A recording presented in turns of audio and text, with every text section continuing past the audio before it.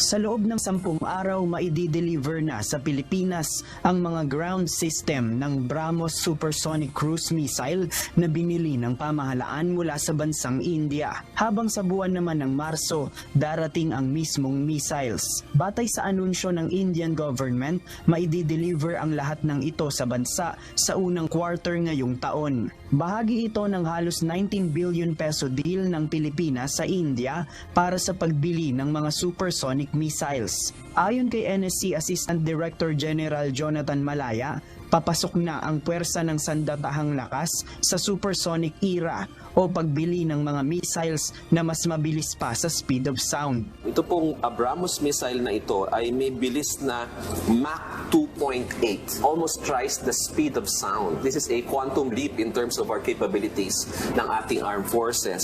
And this is the first export of India of this particular missile. Ayon sa NSC, ang pagkakaroon ng supersonic missiles ay naglalayong mas mapalakas pa ang puwersa ng bansa laban sa mga posibleng mananakop. Nagbibigay hudyat din ito sa ibang mga bansa na mayroong sapat na assets ang gobyerno para proteksyonan ang ating teritoryo.